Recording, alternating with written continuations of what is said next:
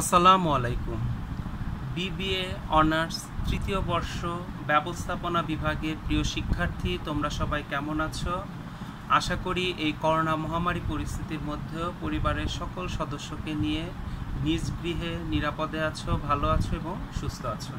প্রিয় শিক্ষার্থী, তোমরা জানো যে আমরা এই করোনা মহামারী পরিস্থিতির মধ্যেও আমাদের অনলাইন পাঠদান কার্যক্রম নিয়মিতভাবে চালিয়ে আসছি।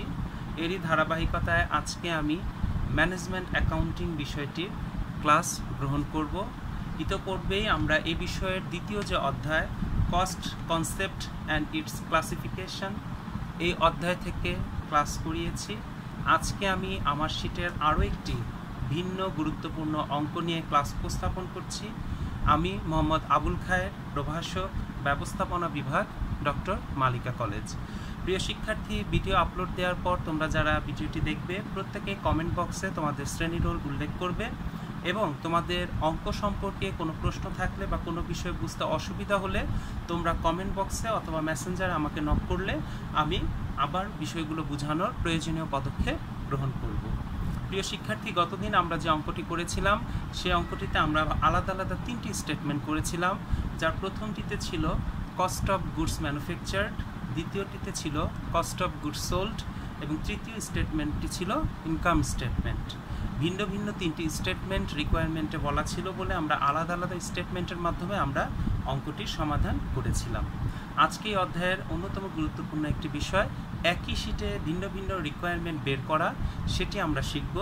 এজন্য আজকে যে অঙ্কটি করব তার নাম হবে কস্ট শিট। আর যখন আমরা আলাদা আলাদা অঙ্কটি করব তখন যে অঙ্কের জন্য যে ছকটি করা হবে সেটি হবে সেই ছকের হেডিং। তো প্রিয় শিক্ষার্থী, কথা না বাড়িয়ে চলো আমরা আমাদের আজকে অনলাইন পাঠদান কার্যক্রমের জন্য যে গুরুত্বপূর্ণ অঙ্কটি বাছাই করেছি সেটি উপর দৃষ্টিপাত করি। প্রিয় শিক্ষার্থী, আজকে যে অঙ্কটি বাছাই করা হয়েছে এটি আমার শিটের 6 নম্বর অঙ্ক। তো চলো আমরা আমাদের অঙ্কটি শুরু করি। The following information obtained from the books of account of manufacturing concern for the month of March 2001. Accounts title Taka. Raw material 1st March 2001 7,500. Raw material 31st March 2001 3,500. তাহলে প্রিয় শিক্ষার্থী, এখানে দুবার র মেটেরিয়াল দেওয়া আছে। একবার মার্চের 1 তারিখ দেওয়া আছে 7,500, আর একবার মার্চের 31 তারিখ দেওয়া আছে 3,500। প্রিয় শিক্ষার্থী, এই অঙ্কে এইভাবে একই আইটেমে দুইটা তারিখ উল্লেখ করে যখন দেওয়া থাকবে সেখান থেকে আমাকে বিগিনিং এবং এন্ডিং সেই বিষয়গুলো বের করে নিতে হবে। তাহলে র মেটেরিয়াল যেটি 1 তারিখ বলা আছে সেটি হবে বিগিনিং, আর র মেটেরিয়াল যেটি 31 তারিখ বলা আছে সেটি হবে এন্ডিং। এরপর দেওয়া আছে র material purchase 29,000, work in process 1st March 2001 5,300, finished goods 1st March 2001 15,600, work in process 31st March 2001 7,400, finished goods 31st March 2001 4,600। প্রিয় শিক্ষার্থী, এখানেও দেখো ওয়ার্ক ইন প্রসেস দুবার এবং ফিনিশড গুডস দুবার দেওয়া আছে। একবার 1 তারিখ দেওয়া আছে, একবার 31 তারিখ দেওয়া আছে। তাহলে ওয়ার্ক ইন প্রসেসের মধ্যেও যেটি 1 তারিখ দেওয়া আছে সেটি হবে বিগিনিং ওয়ার্ক ইন প্রসেস, যেটি 31 তারিখ দেওয়া আছে সেটি হবে ending work in process. Finished গুডসের ক্ষেত্রে একই বিষয় প্রযোজ্য হবে, যেটি 1 তারিখ বলা আছে সেটি হবে বিগিনিং ফিনিশড গুডস, আর যেটি 31 তারিখ দেওয়া আছে সেটি হবে এন্ডিং ফিনিশড গুডস। ডাইরেক্ট ওয়েজেসের ক্ষেত্রে বলা আছে 15,000 অ্যাট টাকা 2 পার আওয়ার। তার মানে এখানে প্রতি আওয়ার 2 টাকা রেট দেওয়া আছে এবং 15,000 আওয়ার কাজ হয়েছে এটি উল্লেখ করা হয়েছে। ডাইরেক্ট এক্সপেন্সেস ঠিক 6,500। এরপরে দেওয়া আছে ফ্যাক্টরি সাপ্লাইজ 4,000, ইনডাইরেক্ট লেবার ব্র্যাকেটে বলা আছে factory 8,200, miscellaneous work expenses 7,200, administrative expenses fixed দেওয়া আছে 6,000, ভেরিয়েবল বলা আছে 10% অফ প্রাইম কস্ট। এটি আমাদের প্রাইম কস্টের ওপর 10% ধরে বের করে নিতে হবে। সেলিং এক্সপেন্সেস ফিক্সড দেওয়া আছে 2,500, ভেরিয়েবল বলা আছে 5% of cost of good sold. তাহলে কস্ট অফ গুড সোল্ডের ওপর 5% আমাদের ভেরিয়েবল সেলিং এক্সপেন্সেস বের করে নিতে হবে। প্রফিট বলা আছে 15% সেলস। প্রিয় শিক্ষার্থী, এটাই এই অঙ্কের সবচেয়ে গুরুত্বপূর্ণ অংশ, যেখানে পার্সেন্টেজে প্রফিট উল্লেখ করা থাকবে আমাদেরকে বের করে নিতে হবে। তো প্রিয় শিক্ষার্থী, এভাবে প্রশ্নে 15%, 20%, 25%, 30% উল্লেখ থাকতে পারে। আজকের অঙ্কে আমরা শিখে নিব কিভাবে সেই সেলসের উপর থেকে প্রফিট বের করে নিতে হয়। এবার আসো রিকোয়ার্ড। অঙ্কের রিকোয়ার্ডে বলা আছে prepare a statement showing the following: first prime cost, second work cost, third cost of good manufactured, fourth total cost, fifth sales. তাহলে কোয়েশ্চেনে দেয়া আছে আমাদের একটা কস্ট শিটের মাধ্যমে বা একটি স্টেটমেন্টের মাধ্যমে একই বিবরণীতে এই 5টি রিকোয়ারমেন্ট আমাদেরকে বের করে দেখাতে হবে। প্রিয় শিক্ষার্থী, আমরা যখন একসাথে অঙ্কটি করব তখন আমরা অটোমেটিক্যালি ধাপে ধাপে আমরা আমাদের এই বিষয়গুলো বের করতে পারবো এবং প্রাইম কস্ট থেকে সেলস পর্যন্ত বেরোলেই আমাদের অঙ্ক সমাপ্ত হবে এবং সম্পূর্ণ হবে। তো প্রিয় শিক্ষার্থী, চলো আজকের অঙ্কের আমরা সমাধানে চলে যাই। সমাধান করতে হলে দুটি টাকার ঘর বিশিষ্ট ছক করতে হবে, যেটি আমরা করেছি। পার্টিকুলার্স টাকা টাকা, উপরে লিখতে হবে cost sheet for the period ended March 2001। প্রিয় শিক্ষার্থী, প্রথমে এই অঙ্কে আমাকে ফার্স্ট রিকোয়ারমেন্ট প্রাইম কস্ট বের করতে হলে র মেটেরিয়াল ইউজড ইন প্রোডাকশন আগে বের করতে হবে। এই raw material used in production বের করার যে স্টেপ সেটি আমরা গত ক্লাসেও করিয়েছি, সেটি তোমাদের মনে রাখতে হবে। প্রথমে আমাকে লিখতে হবে বিগিনিং র মেটেরিয়াল ইনভেন্টরি, যেটি কোয়েশ্চেনে দেওয়া আছে 7500। এর সাথে অ্যাড র মেটেরিয়াল পারচেস 29000, দুটো যোগ করলে হবে 36500। এটার নাম হবে র মেটেরিয়াল অ্যাভেলেবল ফর ইউজ। এই raw material available for use থেকে এন্ডিং র মেটেরিয়াল ইনভেন্টরি বাদ দিতে হবে, যেটি আমরা লিখেছি less ending raw material inventory 3500। তাহলে 36500 মাইনাস 3500 ইজ ইকুয়াল টু 33000। এই 33000 টাকার নামই হচ্ছে র মেটেরিয়াল ইউজড ইন প্রোডাকশন। তাহলে প্রথমেই আমাকে র মেটেরিয়াল ইউজড ইন প্রোডাকশন অঙ্কে বের করতে হবে, যার জন্য শুরুতে আমরা লিখব বিগিনিং র মেটেরিয়াল ইনভেন্টরি। এটি প্রশ্নে যে টাকা দেওয়া থাকে সেটি উল্লেখ করব, না থাকলে শূন্য লিখব। এর সাথে যোগ হবে র মেটেরিয়াল পারচেস, দুটো যোগ করলে হবে র মেটেরিয়াল অ্যাভেলেবল ফর ইউজ। সেই raw material available for use থেকে এন্ডিং র মেটেরিয়াল ইনভেন্টরি বাদ দিয়ে দিতে হবে, আর এন্ডিং র মেটেরিয়াল ইনভেন্টরি বাদ দিলে পাবো র মেটেরিয়াল ইউজড ইন প্রোডাকশন।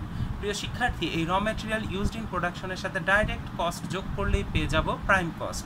এই অঙ্কে দুটি ডাইরেক্ট এক্সপেন্স দেওয়া আছে, একটি হচ্ছে ডাইরেক্ট লেবার আর একটি হচ্ছে ডাইরেক্ট এক্সপেন্সেস। প্রিয় শিক্ষার্থী, ম্যাক্সিমাম বইতে এখানে অ্যাড শব্দটি লিখে না, কিন্তু আমি যেহেতু অনলাইনে ক্লাস করাচ্ছি এজন্য আমি অ্যাড শব্দটি এজন্যই লিখেছি যাতে তোমরা খুব সহজে বুঝতে পারো। তাহলে র মেটেরিয়াল ইউজড ইন প্রোডাকশনের সাথে প্রথমে আমি লিখেছি অ্যাড ডাইরেক্ট লেবার। এটি আমরা বের করে নিয়েছি। প্রশ্নে বলা ছিল 15000 ঘন্টা, প্রত্যেক ঘন্টার মজুরি ছিল 2, তাহলে 15000 ইন্টু 2 সমান সমান 30000।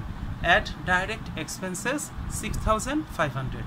এবার ওই যে র মেটেরিয়াল ইউজড ইন প্রোডাকশন আমরা 33000 বের করেছি, তার সাথে direct labour 30000 and direct expenses 6500, এর দুটো যদি যোগ করি তাহলে হবে 69500।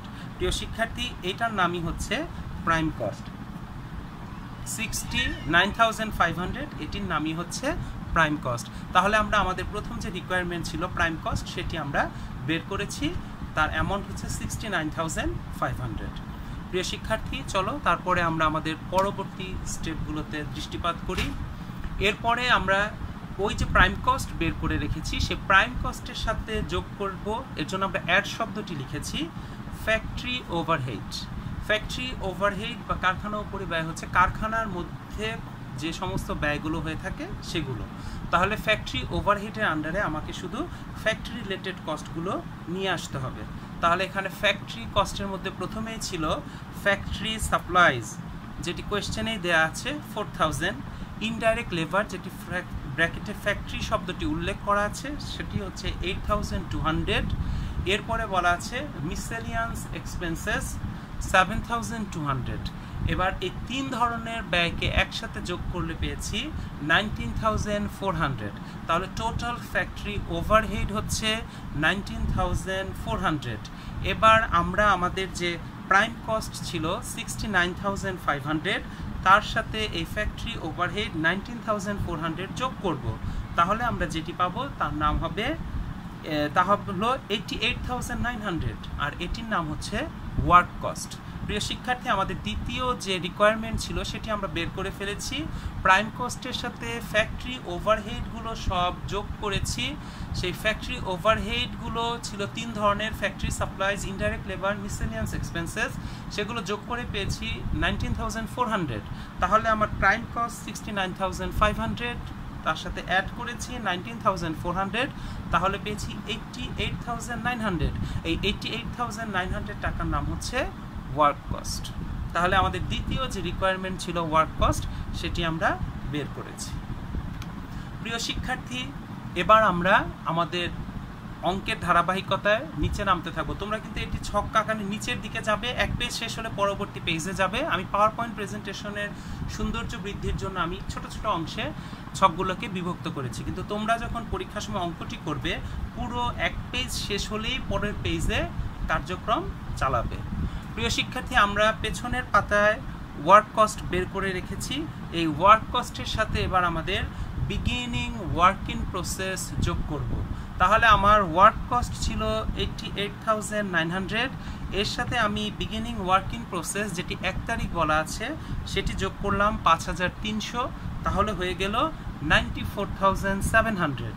এবার এই 94,700 থেকে লেস এন্ডিং ওয়ার্কিং প্রসেস আমি বিয়োগ করে দিব।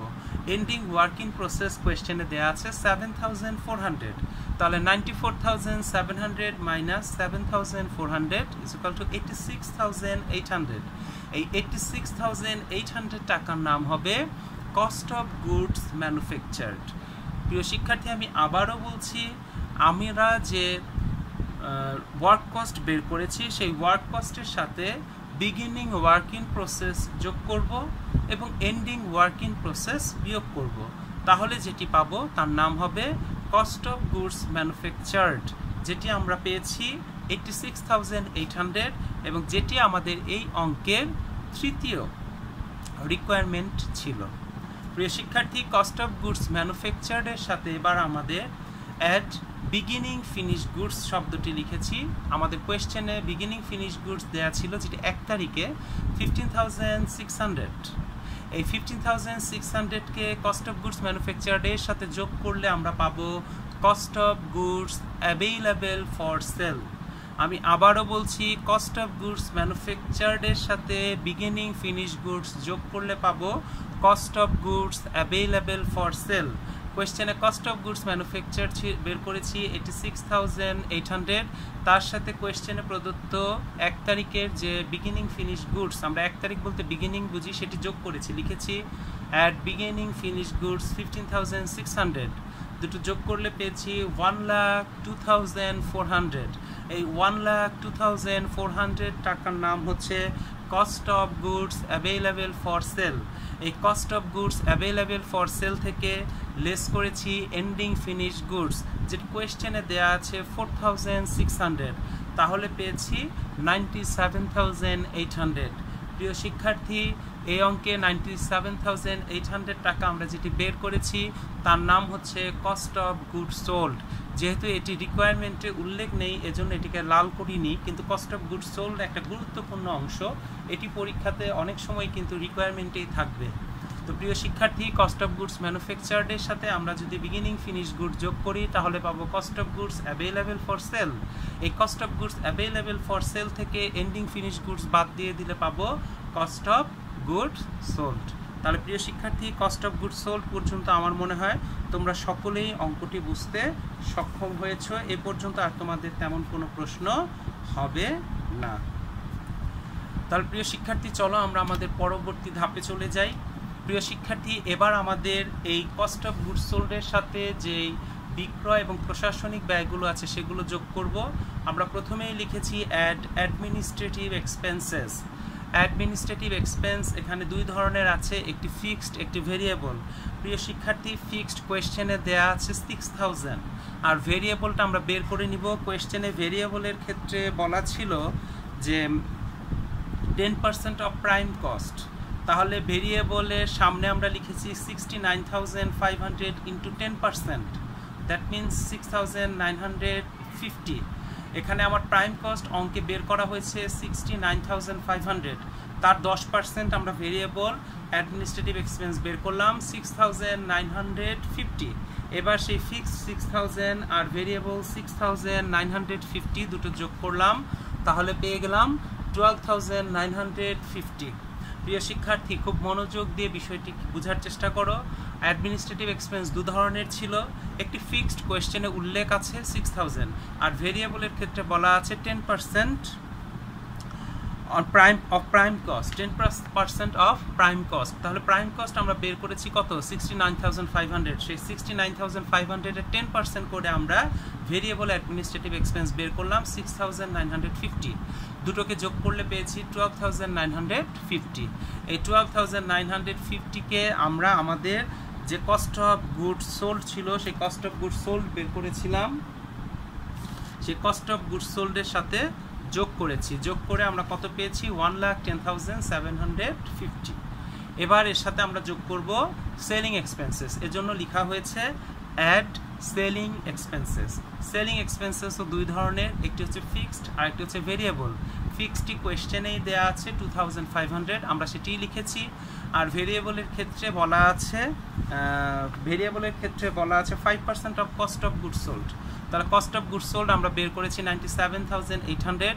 এই 97,800 এর 5% আমরা বের করব। এর জন্য লেখা হয়েছে ভেরিয়েবল ব্র্যাকেটে 97,800 ইন্টু 5%, দ্যাট মিনস 4,890। তাহলে এই selling expense fixed 2,500 and variable 4,890, এই দুটো যোগ করলে আমরা পেয়েছি 7,390। এই 7,390-কে 1,10,750-র সাথে যোগ করলে পাবো 1,18,140। প্রিয় শিক্ষার্থী, এটার নাম হচ্ছে কস্ট অফ সেল, যাকে আমরা টোটাল কস্ট নামে অভিহিত করতে পারি। প্রিয় শিক্ষার্থী, এটি আমাদের চতুর্থ রিকোয়ারমেন্ট, যেটি আমরা বের করে ফেলেছি। কস্ট অফ গুডস সোল্ডের সাথে অ্যাডমিনিস্ট্রেটিভ এক্সপেন্স এবং সেলিং এক্সপেন্স যোগ করলে পেয়েছি টোটাল কস্ট বা কস্ট অফ সেল। আর অ্যাডমিনিস্ট্রেটিভ এক্সপেন্স এবং সেলিং এক্সপেন্সের ফিক্সড ভেরিয়েবল আমরা কিভাবে বের করেছি সেটি আমরা ইতিমধ্যেই বলেছি। তাহলে এবার এই টোটাল কস্ট বা কস্ট অফ সেল পর্যন্ত আমার 4 নম্বর রিকোয়ারমেন্ট পর্যন্ত অঙ্ক হয়ে গেল। সেখানে আমরা টোটাল কস্ট বা কস্ট অফ সেল পেয়েছি 1,18,140। প্রিয় শিক্ষার্থী, এবার সবচাইতে গুরুত্বপূর্ণ যে অংশ সেটি হচ্ছে প্রফিট বের করা এবং সেল পর্যন্ত অঙ্ক নিয়ে গিয়ে শেষ করা। প্রিয় শিক্ষার্থী, যদি অঙ্কের কোনো জায়গায় সেলস বলা থাকতো 1,50,000, 2 লাখ, 1,80,000, 1,60,000, অর্থাৎ কোনো সেল অ্যামাউন্ট যদি দেয়া থাকতো, তাহলে লাস্টে আমরা সেলটা বসাতাম আর সেলের সাথে আমার কস্ট অফ সেল বা টোটাল কস্টের যে ডিফারেন্স হতো, যদি আমার সেল বড় হয়ে এটা ছোট হতো তাহলে প্রফিট বের হতো, আর যদি সেল কম হয়ে কস্ট অফ সেল বা টোটাল কস্ট বেশি হতো তাহলে আমরা নেট লসে চলে যেতাম। তাহলে এখানে কিন্তু আমাদের কোনো অঙ্কের কোনো জায়গায় টোটাল সেল দেয়া নেই। যদি কোনো অঙ্কে এরকম টোটাল সেল দেয়া না থাকে এবং প্রফিটের পার্সেন্টেজ উল্লেখ থাকে, তাহলে আমাকে কস্ট অফ সেল থেকে একটু কৌশল করে টেকনিক করে প্রফিটকে বের করে নিয়ে আসতে হবে। প্রিয় শিক্ষার্থী, তোমাদের সবার হয়তো মনে আছে কোয়েশ্চেনে আমাদের কিন্তু বলা ছিল প্রফিট 15% অফ সেলস। প্রিয় শিক্ষার্থী, এটা একটু ঐকিক নিয়মের মতো, কিন্তু আমি অত জটিলতায় যাব না, আমি তোমাদের খুব সিম্পলি বুঝাবো। আমার টোটাল যদি 100% হয়, তাহলে প্রফিট যদি 15% হয়, তাহলে 100 থেকে আমি 15 যদি বাদ দিয়ে দিই তাহলে কত থাকে? 85, মানে 85। তাহলে আমার যে টোটাল কস্ট অফ সেল আছে সেটা আমার 85%, আর 15% এর মধ্যে আমি কি করব? প্রফিট অ্যাড করব।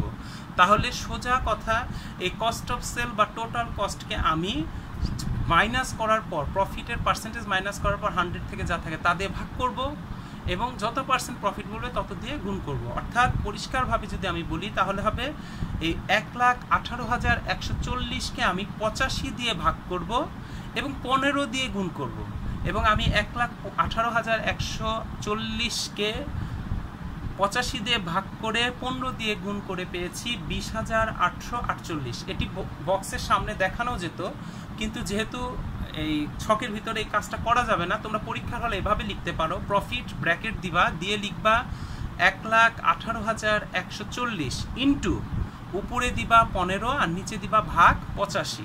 তাহলে এই 1,18,140-কে 85 দিয়ে ভাগ করতে হবে, 15 দিয়ে গুণ করতে হবে, করলে পাবো 20,848। এবার এই 1,18,140 অথবা 1,18,140 তার সাথে অ্যাড করব 20,848, তাহলে হয়ে যাবে 1,38,988। এটার নাম হবে সেলস, যেটি আমাদের অঙ্কের পঞ্চম রিকোয়ারমেন্ট। প্রিয় শিক্ষার্থী, এখানে অঙ্ক শেষ করতে হলে দুইটা দাগ দিতে হবে। যেহেতু আমি এটি পাওয়ার পয়েন্ট প্রেজেন্টেশনে করেছি, কাজে ডাবল দাগ দেওয়া, আমি যেহেতু এটাকে ইকুয়েশন বা ম্যাথমেটিক্যাল টার্মসে করিনি, কাজে দিতে পারিনি। কিন্তু তোমরা অবশ্যই সবশেষ রিকোয়ারমেন্ট যখন অঙ্কে চলে আসবে তখন দুটি দাগ দিয়ে টাকার অঙ্কটি ক্লোজ করে দিবে। তাহলে প্রিয় শিক্ষার্থী, অঙ্কের যে সবচাইতে গুরুত্বপূর্ণ অংশ ছিল টোটাল কস্ট বা কস্ট অফ সেল থেকে প্রফিট যোগ করে সেলস বের করা, আমার মনে হয় সেটি তোমরা বুঝতে পেরেছো।